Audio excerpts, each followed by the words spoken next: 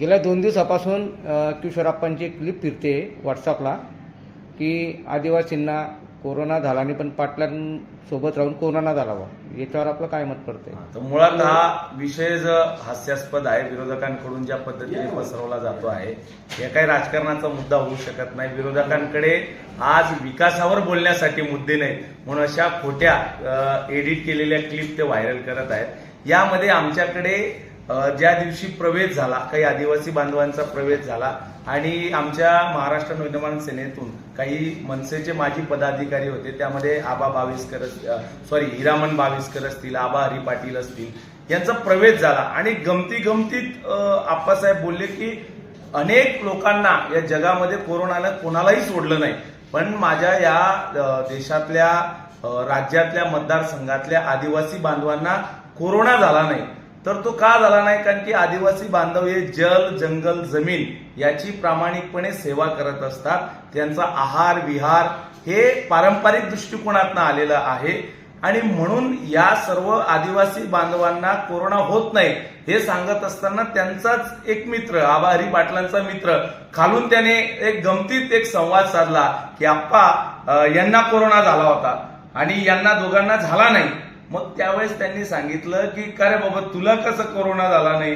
की तो म्हणे की आम्ही आदिवासी बांधवांमध्ये राहतो म्हणून तुम्हाला कोरोना झाला नाही. आणि आपण सहज एक बोलण्याच्या ओघात अहिराणी भाषेतलं जे वाक्य असतं त्यातनं आप्पासाहेब बोलले की अरे मग तू पाटलेस महाराज म्हणून तुले कोरोना जायवा. म्हणजे यामागची भूमिका अशी आहे की यातनं एखाद्या विशिष्ट समाजाला हा डिवचण्याचा प्रयत्न नाही किंवा त्या समाजाच्या विरोधात आप्पांनी स्टेटमेंट केलं नाही. तुम्ही कोळगावला गेलात तर माझ्या माळी समाजातील अनेक लोक ज्यांचं आडनाव पाटील आहे, सन्माननीय किशोरप्पा पाटील हे देखील स्वतः पाटील आहेत. पाटील आज जरी एका विशिष्ट समाजामध्ये जातीनं मोठ्या प्रमाणामध्ये आडनाव येतं, पण या मागची भूमिका आप्पासाहेबांची काही नव्हती, कुठल्याही समाजाला डिवचण्याची नव्हती. आज खोटा नेरेटिव्ह इथल्या माध्यमातून आज विरोधकांकडे विकासासाठी बोलण्यासाठी मुद्दे नाहीत, फक्त जातीपातीचं राजकारण पुढे करून अशा खोट्या. आता मला एक सांगा, एक सामान्य जनतेला माझं एक सांगणं आहे, माझ्या तरुण भावांना सांगणं आहे की बांधवांनो, एका कुठल्याही जातीवरती या निवडणुका होत नाही. या देशाचं संविधान सांगतं धर्मनिरपेक्ष, अनालिसिस ऑफ कास्ट, आणि म्हणून आपल्याला जाती निर्मूलन जर का करायचं असेल तर एका जातीवरती निवडणुका या होत नसत्यात. जरांगे पाटील साहेबांची सुद्धा हीच भूमिका होती की एका जातीवरती कुठलीही निवडणूक लढता येत नाही. पण आज जे किशोरप्पांच्या प्रतिस्पर्धी उभे आहेत, जे स्वजातीचं भांडवल करून आज लोकांना वेगळ्या प्रकारे डिवचण्याचं काम करतायत, तो मुळात मुद्दा चुकीचा आहे. यांच्याकडे विकासासाठी एकही शब्द यांच्याकडे बोलण्यासाठी नाही, म्हणून असा खोटा नॅरेटिव्ह यांच्या माध्यमातून पसरवण्याचं काम केलं जातंय.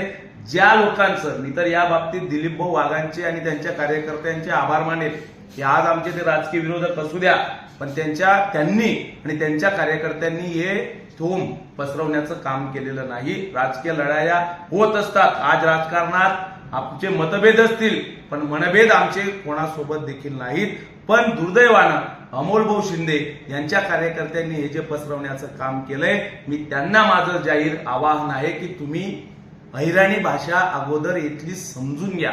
जे अहिराणी बांधवांची मतं तुम्ही मागतायत, त्यांच्याकडे मतांचा जोगवा मागतायत, त्या अहिराणीतलं व्याकरण तुम्ही पहिल्यांदा समजून घ्या. अहिराणी भाषा अगोदर बोलायला शिका. किमान 10 वाक्य त्या अहिराणीमध्ये आपण बोलावीत अशी मी आपल्याला येथून जाहीर आवाहन करतो. म्हणून विरोधकांकडे आज बोलण्यासाठी काही नाही.